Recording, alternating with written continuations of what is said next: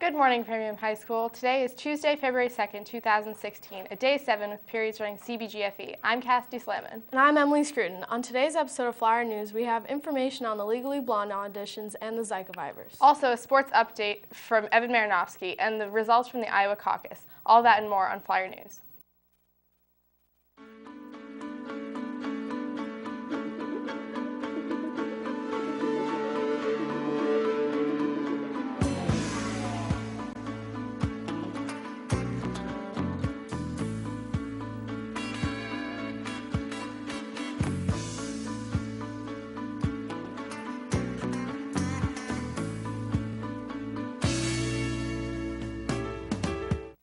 Legally Blonde auditions are just around the corner, but it's not just the members of the drama company who are preparing for their performance. The Framingham High School Drama Company is holding auditions for Bruiser, the main character's dog. With the full story on dog auditions for Legally Blonde, we have Benji and Chad.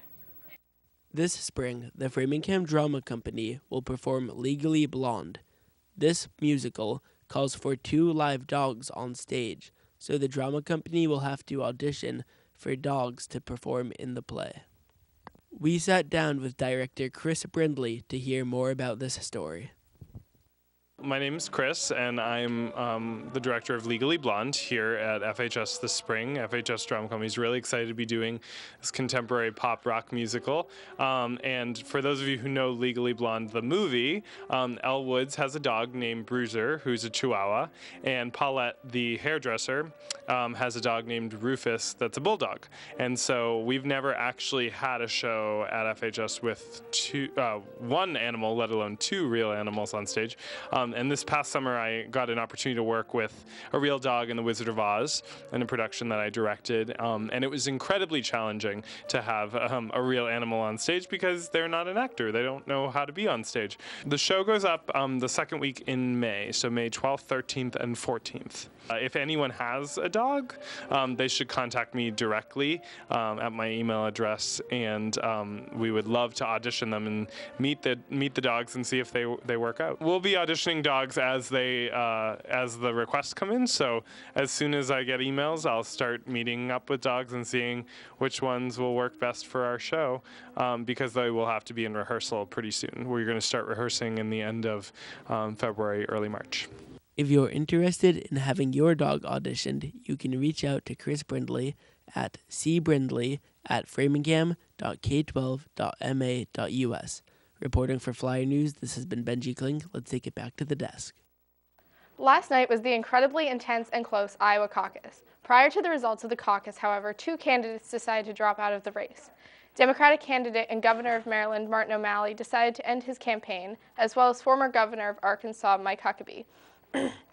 Both parties led very close races, however, as Texas Senator Ted Cruz ended up winning the caucus at 28%, a 4% lead over businessman Donald Trump, who ended the night at 24%. Trump was closely followed by Senator Marco Rubio at 23%. The Democratic candidates, former First Lady and Secretary of State Hillary Clinton and Senator Bernie Sanders, have led a very close race since November. So close, in fact, that the race was determined to be too close to call.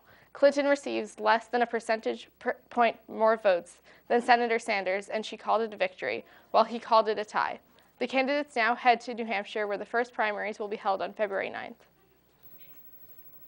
In the past few months, there have been an alarming number of cases of the virus that leaves devastating consequences. This virus leads to the babies being born with undeveloped brains and has been on the rise in Central and South America since October. This is known as the Zika virus and has been declared a global emergency by the World Health Organization. The virus currently has no vaccine or cure. Cases have been reported in Brazil, Colombia, and Ecuador, along with 17 other countries. The disease is currently spread by mosquitoes, and pregnant women are cautioned to be extremely careful and are advised to not travel to the Zika-affected regions. While the virus appears mild with symptoms including a rash, red eyes, and itchiness, the birth defects that it causes in the babies of women infected, including microcephaly and paralysis, are the reasons for declaring a global emergency. Flyer News will keep you updated as this story progresses. We now have our very own Evan Marinofsky to tell us what's new in New England sports. Take it away, Evan.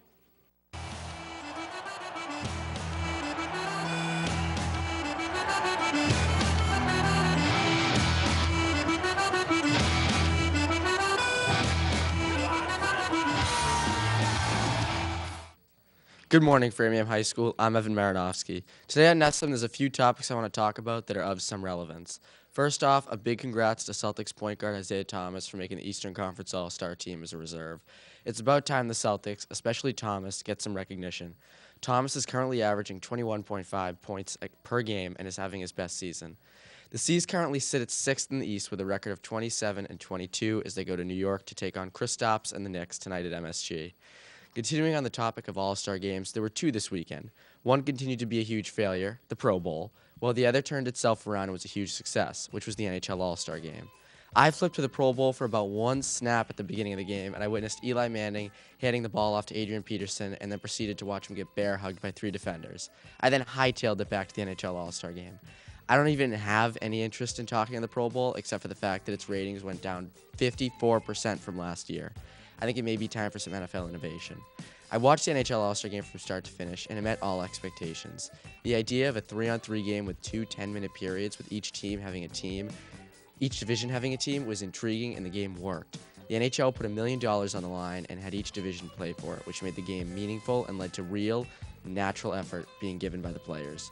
Overall, the NHL won when it came to the All-Star game. The ratings went up, and everybody loved it. And who could forget career goon John Scott completely sticking it to the league with 2 real goals, winning the All-Star Game MVP, and just being a class act when the league wasn't. From one star athlete being the better man to another, Tom Brady will be a topic of conversation.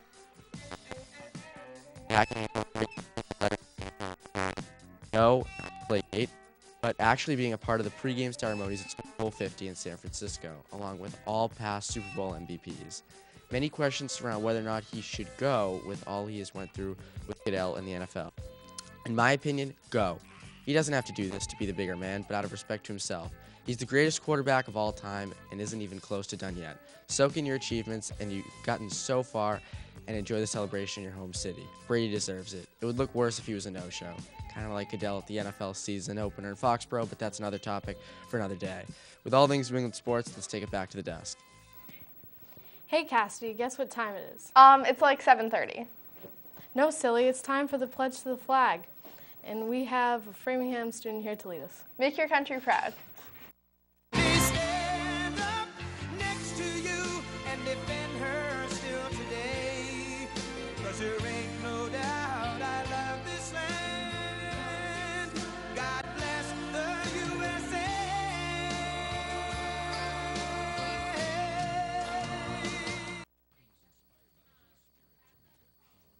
Please stand for the pledge to the flag.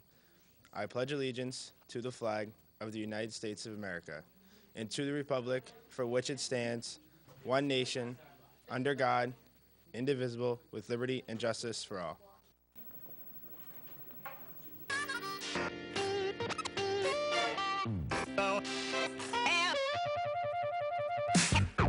Have no place to go. Have no place to go. Darling, have no place to go. Have no place to go. Good morning, FHS. Today is Tuesday, February 2nd, at day 7 with periods running C, B, G, F, E. Boys varsity basketball has a game at Braintree at 5. Boys varsity wrestling has a game at Walpole at 7. Girls varsity basketball has a home game against Braintree at 6:30. Girls varsity gymnastics have a home game against Needham at 7. And there's also math testing from 7:30 to 10 in the CAF today. And we have a Legally Blonde promo.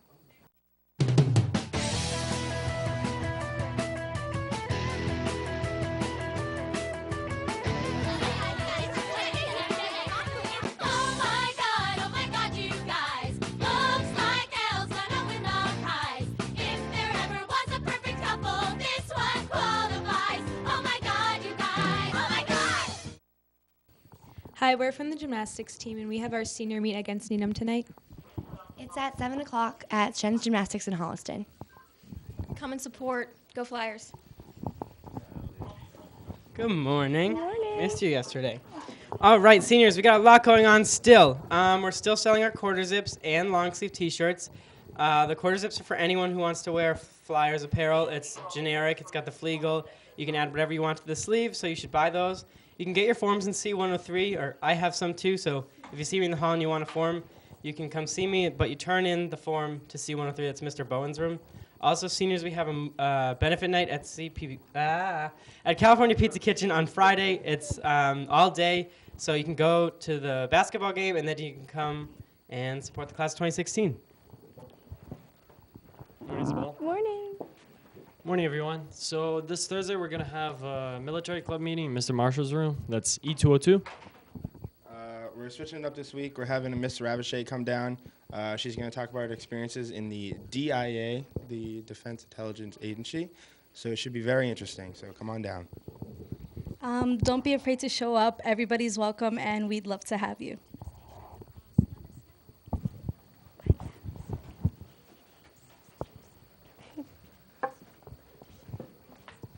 There are baseball workouts today after school at 4:30 in the Wellness Center. That's anyone that's interested in playing baseball. It's a great way to get in shape for the season. So that's at 4:30 after school in the Wellness Center. Please be there by 4:25 because we want to get started right at 4:30. Thank you. Good morning, Isabella. Good morning. Good morning. How are you? Good. How about you? Good. I don't have a lot of announcements today. Just making sure that we're starting off term 3. I almost said term 2. Term 3 well. Praying for no snow so that we have an earlier summer. And also just a reminder that the library is closed today. It's the second day of the February Science MCAS. So it'll be closed again today during the day, but it will be open after school because it is a Tuesday. So for the late bus, it'll be open till 4. That's it for me. Period. See you guys. If you want to catch our show again, tune in tonight at 5 and 8 o'clock on 8 Comcast, 15 RCN, and 41 Verizon Fios on the Framingham Education Channel. I'm Cassidy Slamon. And I'm Emily Scruton. Have a great day, FHS.